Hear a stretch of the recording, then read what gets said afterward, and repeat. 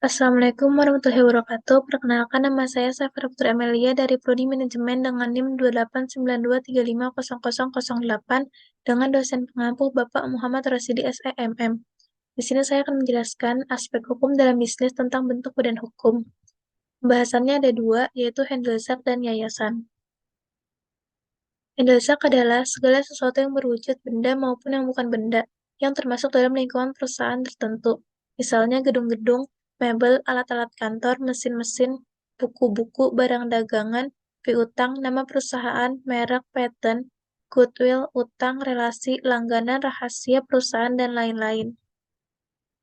Bentuk Handelsak dapat dibagi menjadi tiga wujud, yaitu benda tetap yang terdiri dari benda tetap berwujud, contohnya tanah, kapal terdaftar, gedung di atas tanah milik, dan lain-lain.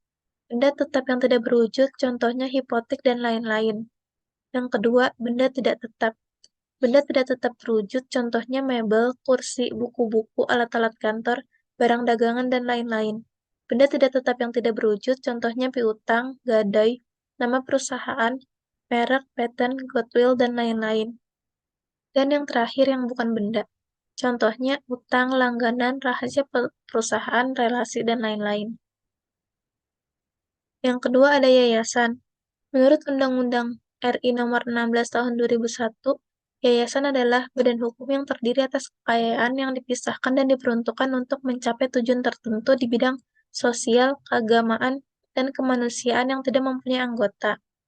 Walaupun undang-undang ini tidak secara tegas menyatakan yayasan adalah badan hukum non-profit atau nirlaba, namun tujuan yang bersifat sosial, keagamaan, dan kemanusiaan itulah yang menjadikan yayasan sebagai suatu badan hukum non-profit atau nirlaba. Pada saat ini, yayasan diatur dalam Undang-Undang Nomor 16 Tahun 2001 tentang Yayasan, Undang-Undang Nomor 28 Tahun 2004 tentang Perubahan Undang-Undang Yayasan, dan PP Nomor 63 Tahun 2008 tentang Pelaksanaan Undang-Undang Yayasan. Menurut Undang-Undang Yayasan, organ yayasan meliputi 1. Pembina. Pembina adalah organ yayasan yang memiliki kewenangan dalam membuat keputusan mengenai segala hal yang menyangkut yayasan. Yang kedua ada pengawas. Pengawas adalah organ yayasan yang mengontrol dan mengawasi kegiatan yayasan dan menasihati pengurus. Yang ketiga ada pengurus. Pengurus adalah organ yayasan yang mengurus yayasan terutama mengenai hal-hal administratif.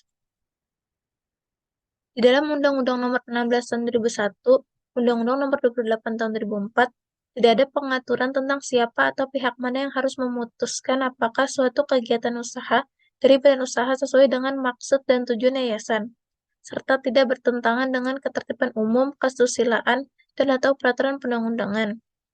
Dalam Undang-Undang Nomor 16 Tahun 2001, Undang-Undang Nomor 28 Tahun 2004, ditentukan bahwa baik hasil kegiatan usaha maupun perolehan lain dilarang dialihkan atau dibagikan secara langsung atau tidak langsung kepada pembina, pengurus, dan pengawas yayasan dalam bentuk gaji, upah, honorarium, atau bentuk lain yang dapat dinilai dengan uang.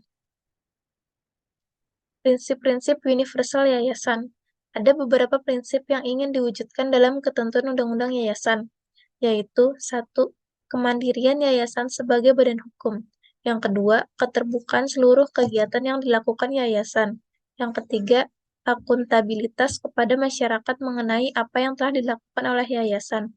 Dan yang keempat, prinsip nirlaba yayasan sebagai badan hukum yang tidak mencari laba. Terima kasih. Sekian presentasi dari saya. Kurang lebihnya mohon maaf. Wassalamualaikum warahmatullahi wabarakatuh.